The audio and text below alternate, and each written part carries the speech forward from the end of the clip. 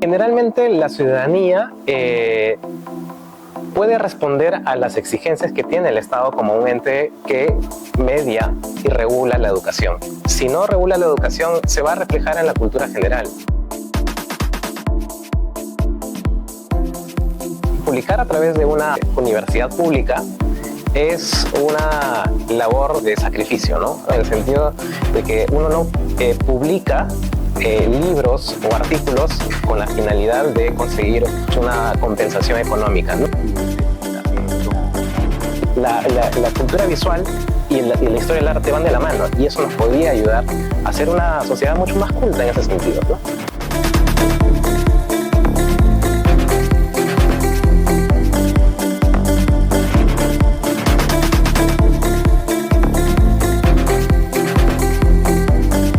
Mi nombre es Omar Esquivel Ortiz, soy investigador del Seminario de Historia Rural Andina. Desde hace 13 años trabajo aquí. Yo soy, digamos, dedicado a un campo especializado que es las expresiones artísticas del Virreinato de la República. Como había una compatibilidad con las ramas en las que estaba, digamos, estudiándose en los últimos años, me refiero a últimos años a 2013, 2012, cuando yo ingreso a trabajar al seminario, había una convocatoria también. De hecho, esa convocatoria era para tener, digamos, que una plaza sea cubierta, porque habían dejado algunas investigadoras previas, ¿no? Angélica Brañez, Sofía Pachas, habían pasado por el Seminario de Historia Rural Andina. Así que incluso estaba a punto de perderse una plaza, pero es ahí donde yo, por, digamos, información de la doctora Nana Leonardini, que justamente había sido directora del seminario en el año 2000 más o menos, es que yo entro a trabajar aquí, al seminario, ¿no? Bajo la consigna de publicar anualmente un libro o una investigación cerrada que tenga unidad sobre alguna expresión artística que era de mi especialidad, Virreinato República. Ese es básicamente cómo ocurrió, ¿no?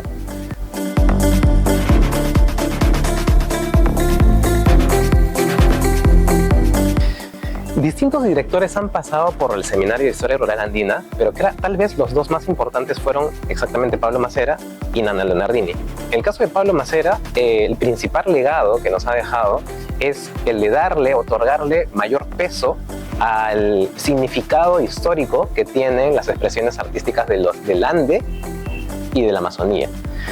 Hasta por lo menos la década del 60, fines del 60, era marginada la manera en que se veía, por ejemplo, los retablos ayacuchanos, empezando por ahí, por los retablos ayacuchanos, hasta que ocurre la fecha clave en el 75, cuando Joaquín López Santay gana el premio de arte a nivel nacional y entra en la palestra, ¿no?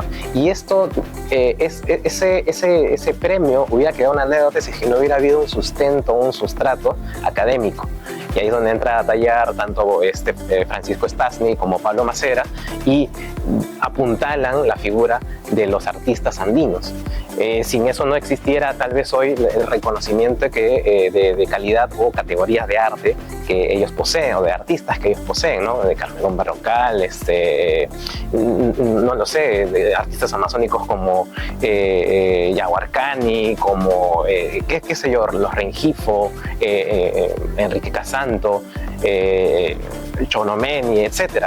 Son nombres que él ha ido recolectando porque, digamos, su manera de trabajar era, y eso es muy anecdótico, ¿no? Indirecta, ¿no? A través de informantes, ¿no? El doctor Macera contactaba y a veces los artistas sabían de la presencia que tenía en la historia, así que venían a este establecimiento exactamente a contactarlo para saber si es que podían primero comprar alguna de las obras que él tenía, que ellos tenían.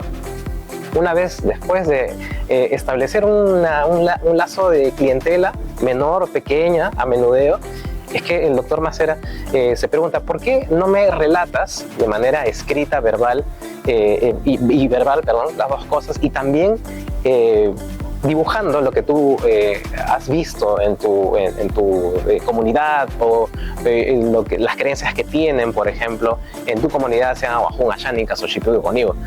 Y de esa manera él recopila estas creencias, incluso se identifica, ese es uno de los aportes bien anecdóticos, ¿no? Que se identifica que en la creencia ashánica existe el niño Josecito, que es, digamos, en el imaginario de los ashánica, es el sucesor de Juan Santos Atahualpa y que va a reivindicar, digamos, a los ayánicas bajo una revolución, una rebelión. Entonces eso se supo gracias a los relatos entre los informantes y Pablo Macera. Entonces él fomenta ello, se establece una clientela, les paga por hacer obras.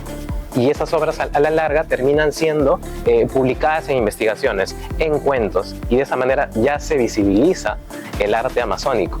Entonces, hablemos de, claro, el aporte que tiene al nivel de arte andino, como también el arte amazónico, ¿no? Son las dos cosas, y por eso creo que ese es uno de los, digamos, aportes más importantes. Ahora, sin dejar de lado la producción editorial de Nanda Nardini, que si uno hace un análisis, un balance de las publicaciones que hizo desde que empezó su dirección en el Seminario de Historia en el año 2000-2001, es vasta, ¿no? Y sobre todo en temas de arqueología, en temas de arte republicano, en temas de arte virreinal, en arte contemporáneo y arte del siglo XX también, ¿no? Entonces va por ahí. Yo creo que los aportes significativos del seminario en general van de manera interdisciplinaria y también transversal en el tiempo, ¿no? O sea, no solamente es arqueológico, virreinal, republicano, sino también actual, ¿no? Entonces es una mirada global, ¿no? Eso me llama mucho la atención. Y claro, cómo no sentir un gusto de tener una pertenencia a este instituto, ¿no? Claro.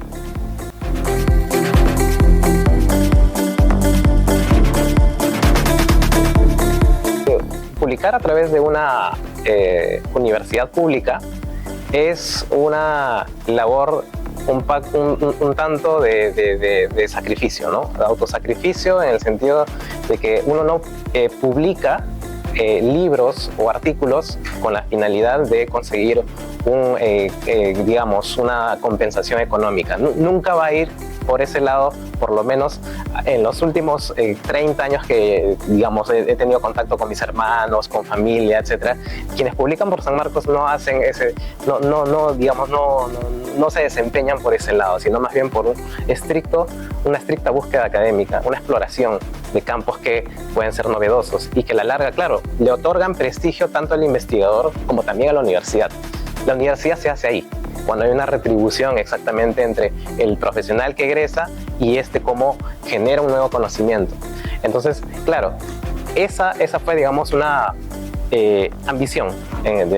Creo que casi todos los que nos dedicamos a la investigación vamos por esa ambición de encontrar algo nuevo, ¿no? Y digamos, la más dificultosa es conseguir financiamiento, tal vez conseguir los medios suficientes económicos para poder llevarla adelante.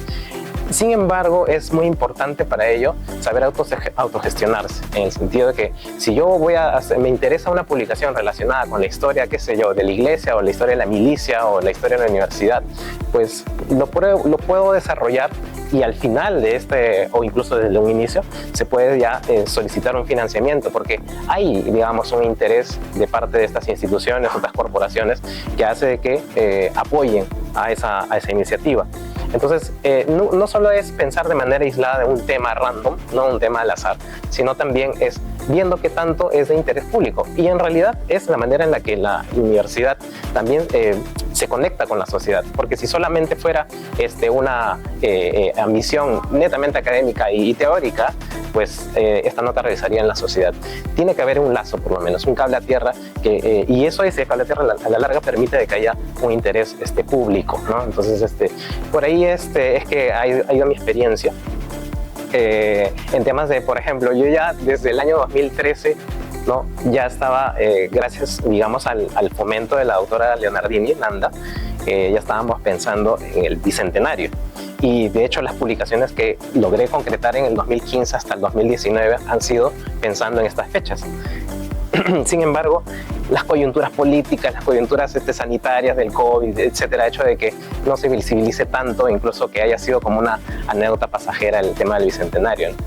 También uno hay que lidiar con esas circunstancias, ¿no? Pero aún así, o sea, la idea es que ya está hecha la investigación, ya está hecha incluso la manera en la que uno puede hacer visible un tema de investigación poco conocido. Entonces, por ahí va.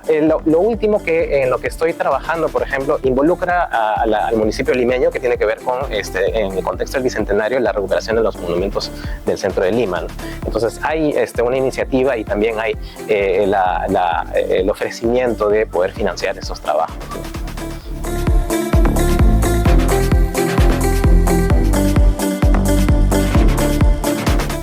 Lo republicano y lo virreinal tienen una esquicia o sea, padecen de una esquicia, digamos, en la mentalidad del público, tanto especializado como no especializado. Hay quienes se orientan a ser, digamos, hispanistas, otros que se orientan a ser, qué sé yo, digamos, de una postura reivindicacionista, tal vez del Tahuantinsuyo, o tal vez republicana netamente y que niega lo español, ¿no?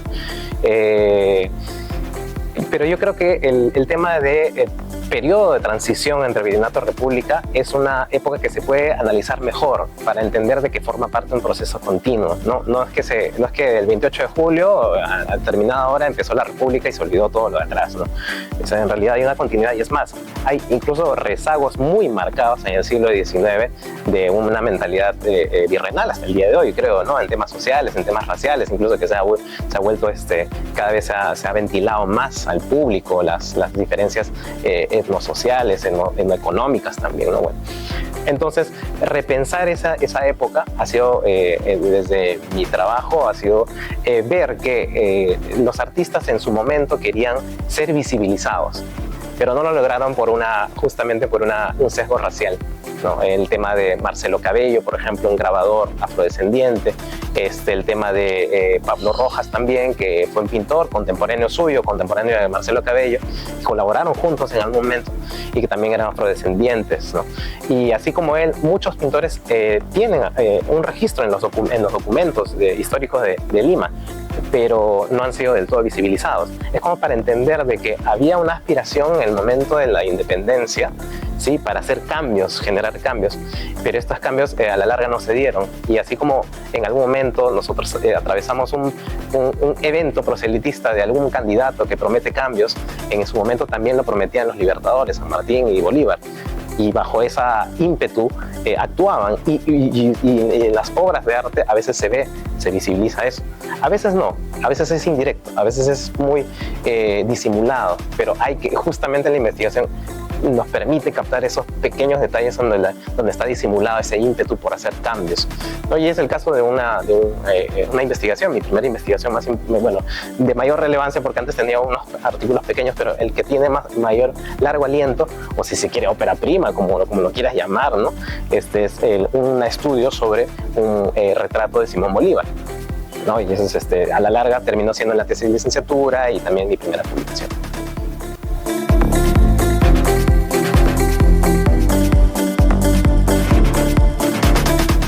Los monumentos públicos siempre van a tender a generar controversia, porque, digamos, nosotros en una época en la que todavía las imágenes para nosotros están vivas, o sea, pensemos en una sala de cine que la gente aplaude cuando termina o se queda a los postcréditos porque quiere ver más. Entonces, hay una identificación y una manera de sentirse propio, apropiarse de una imagen. Lo mismo en la antigüedad pasaba con los monumentos, pero eso del día de hoy ya casi ha desaparecido. ¿Por qué? Porque hay un descuido, tal vez, un descuido digamos, de los gobernantes, un descuido también de la población, un divorcio entre el gobierno, el Estado y también la población. En ese fenómeno de divorcio está inmerso en los monumentos públicos, ¿no? Que sí, muchos de ellos han sido empujados, o sea, llevados adelante por iniciativa del gobierno, pero también muchos de ellos por la ciudadanía misma, ¿no? Justo en la actualidad estoy desarrollando un proyecto de 5 libros, un libro, cada uno se aboca específicamente a un periodo de la historia y que se ocupa de un grupo específico también de monumentos en el Centro Histórico de Lima. Hablamos de las esculturas, ¿no? Estas esculturas, por lo general, representan y también nos reflejan la manera en la que nosotros hemos sido gobernados, ¿no? Primero el elogio, el homenaje a los militares, luego a las personalidades cívicas y finalmente a las personalidades públicas que han incursionado, digamos, en la vida cotidiana de la gente. Y por ejemplo tenemos una de las últimas esculturas que se estableció en el centro histórico. Por ejemplo, pensemos en el monumento a Chabuca Granda, ¿no? Contrastemos Chabuca Granda con Simón Bolívar, ¿no? Entonces nos damos cuenta que los monumentos nos reflejan, digamos, de acuerdo a la necesidad de vernos representados o de destacar algo de la sociedad.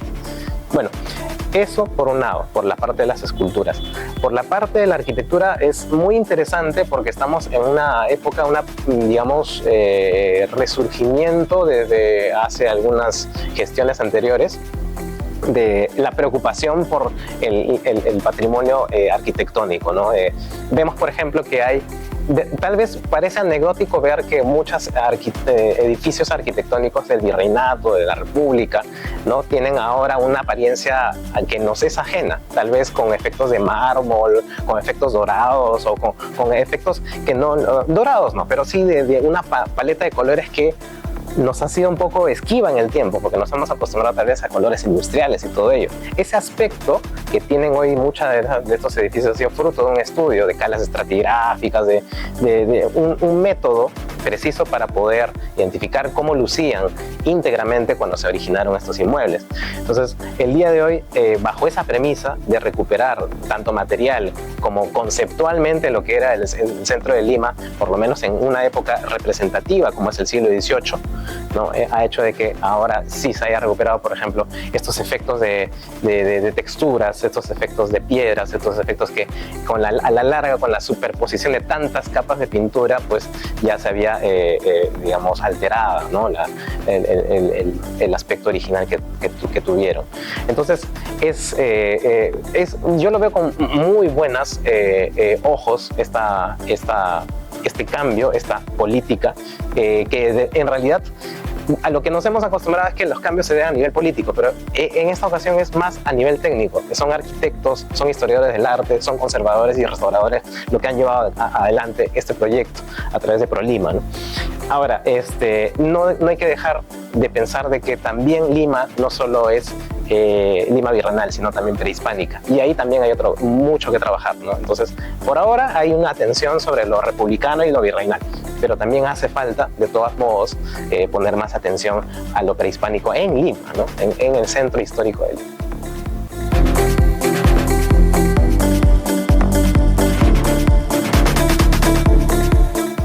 Dedicarse a la investigación ya de por sí es arriesgado, porque la investigación implica que una abnegación a que no debería hacerlo, pero es como ocurre. Debería de cambiar, sí. ¿Qué es lo que debe de cambiar? Que se entienda que la investigación es una pérdida de tiempo o es una pérdida de dinero. No lo es. En realidad se necesita una perspectiva coherente de utilizar de manera funcional estas investigaciones en humanidades y también en ciencias sociales.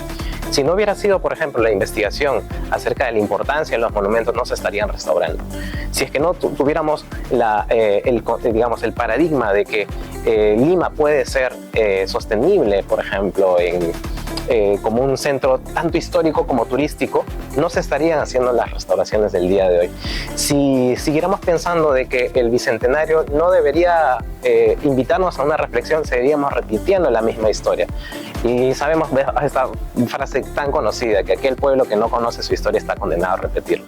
Entonces, la investigación sobre ello hace de que nosotros, al público, y esto es muy, muy importante, sí, nuestra investigación puede ser tanto un fetiche personal, pero eso no tendría ninguna utilidad si es que no llega hacia el público. Entonces es también investigar para uno, para el ambiente público y también para el ambiente académico, ¿no? Es pensar en todos, o sea, saber de que tu investigación puede ser útil a la sociedad. Creo que por ahí viene el principal dificultad para abocarse a la investigación. Generalmente se piensa que la investigación es únicamente para un nicho especial y que va a terminar refundida en una biblioteca, un archivo, y ahí termina tu investigación. No, en realidad debería tener un fin práctico. Entonces, para aquellos que se quieren dedicar a la investigación es pensar que lo que se está investigando va a contribuir con la universidad en la que uno fue formado y también va a contribuir con la sociedad.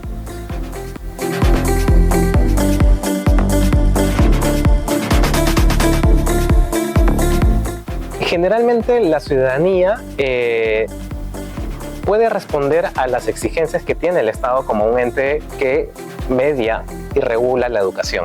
Si no regula la educación, se va a reflejar en la cultura general. Por lo menos yo podía notar una diferencia, y seguramente cualquiera lo puede notar, contrastando entre alguien que tiene 18 años hoy día como alguien que tiene 18 años antes. Había siquiera una intención de memorizar algunas cosas. Yo sé que lo memorístico hoy día ya es criticable, pero digamos, por lo menos había un sentido de propiedad en esa memorización. Y tal vez eso hoy día se ha perdido porque se ha banalizado un poco la historia. Se entiende, ya desde el campo de la historia, del campo del arte, se malentiende de que la historia y el arte son, digamos, accesorios, ¿no? Cuando son tan fundamentales, tan lubricantes de la sociedad y tan esenciales para poder subsistir, ¿no? Entonces, si no se contempla eso, uno va a pensar que la historia del arte ya no es útil. Ahora, partiendo de eso, es que es necesario que haya una culturización, una alfabetización, no solo literaria, no solo, digamos, intelectual, sino también visual. Y creo que esto podría ayudar las redes sociales. En realidad, las redes sociales, cuando uno contempla algunos canales como aquellos de divulgación histórica, pensando en nuevos, como en la Feria del Libro, creo que hay unos cuantos importantes ahora figuras de divulgación académica, divulgación de historia. Pues así también debería haber una alfabetización visual, que es la más sencilla de todas en realidad. O sea, una alfabetización, digamos, cultural, de lectura, es sofisticada, sí, sobre todo para un tiempo como el de ahora, donde no se lee mucho. Si no se hace eso, por lo menos debería haber una alfabetización visual. Y esta es mucho más sencilla, es más inmediata, es más, cala más fácilmente en el subconsciente que la lectura. No digo que no se lea, pero ante una situación en la que la lectura se está relegando como una acción ya arcaica, que no debería ser así, está la alternativa de la cultura visual. Es al saber de que, por ejemplo, hay algunas pinturas tan valiosas en el Perú como en el Museo del Louvre. O sea, el Museo del Louvre tiene la libertad guiando al pueblo, pero aquí nosotros tenemos algunas pinturas que pueden ser fundamentales para entender la independencia. Entonces, hay paralelismos, hay maneras en las que se puede divulgar la historia y también el arte mediante imágenes, ¿no? Y las imágenes, pensemos en el antiguo Perú. El antiguo Perú no tenía una escritura hasta lo que se conoce hoy día, pero sabemos que había unos mecanismos de divulgación de información a través de ideogramas, incluso hay unas últimas propuestas en las que le denominan quilcas o kelcas, ¿no? Y es interesante porque la imagen siempre ha sido una transmisión de ideas concretas, de ideas que trascienden en el tiempo. No sabríamos qué cosa es Chavín si es que no tuviera unas características, no sabríamos qué sería Tiahuanaco, o no sabríamos qué cosa sería republicano si es que no tuviera ciertas características. Entonces, sí, la cultura visual y la historia del arte van de la mano, y eso nos podría ayudar a ser una sociedad mucho más culta en ese sentido, ¿no?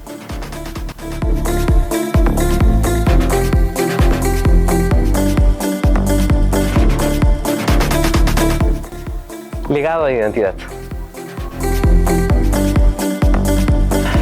Pasión y necesidad.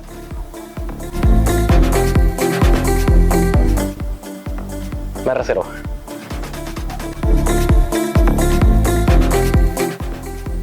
Una visión del Perú que necesita revisarse nuevamente.